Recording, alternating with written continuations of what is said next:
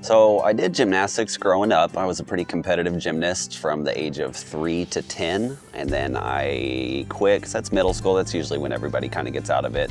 And then I tried every other sport. I did like football and baseball, and I even played rugby for a little bit. And then I ended up getting back in the gym. Well, actually I did taekwondo, and that got my body moving again and stuff. And then I ended up getting back in gymnastics. But it was pretty late at that point. I was 17 or 18, and at that age, if you're not already getting scouted by colleges, you're not really going anywhere. So I moved over to cheerleading. That was the cheerleading coach at the gym I did gymnastics at, actually. Whenever I quit, he gave me a call and said that they had a spot on the team and he wanted me to come try it. And that's kind of how I got into it. So I started coaching at the cheer gym that I worked at. I had moved to a different gym. That was at a small gym where I did gymnastics, and so the cheer program was really small. It was just one inside of a gymnastics gym. And so I moved over to a big gym, and then I turned 18, and I had been tumbling and cheering. I was a pretty good tumbler, and so I had good technique and good foundations. And I ended up being the first athlete that they had ever turned into a coach at that gym. And so they taught me a lot over there, and then I made my rounds and kind of learned how to do my class management and how I needed to run my stuff and my style of coaching while also trying to implement all those gymnastics drills and maintaining the high pace speed that cheerleading is. I like the moment of realization. Whenever you can see it in their eyes that they understand, they're really comprehending what you're trying to teach to them, what you're trying to give them. Having a kid learn their forward roll for the first time or getting that, and them being so excited, and it's so genuine. Sometimes that's even better than somebody getting a really high level skill for the first time. Just seeing the honest excitement from it and the genuine realization that they understand something and they learn something is really rewarding.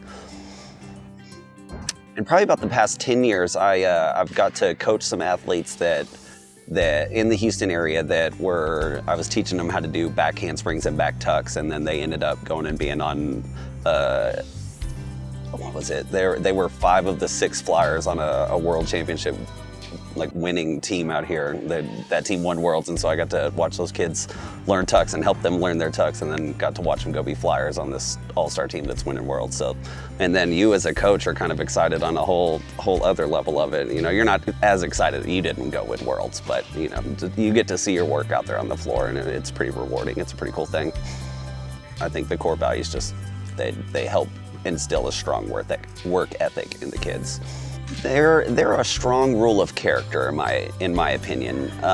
They're great things to try to base your work ethic on if you're trying to strive to get better. To build those relationships is some of my favorite ones, because without the coach-athlete relationship, there's nothing. If you're just trying to go in there and flip for yourself or do it all for yourself and not open to learning, you're not going to get very far. So building those relationships is a huge thing for me. And then also striving for excellence is another thing as well. I was a pretty top-level athlete whenever I was competing, and so I always held myself to a pretty high standard. And so I understand that having that is what gets you to that level right there, and surrounding yourself with those kind of people too. So if you surround yourself with people that are okay with you just being kind of okay, then you'll just be okay. And that's okay. If that's what you want, that's totally fine. But if you're striving for excellence, then you need to be around those people that are gonna help you achieve that and steer you in the right direction while building those relationships with those people. Just so it's a healthy push, a healthy strive right there, with the positive reinforcement and the accountability and just all the things that come along with that healthy relationship.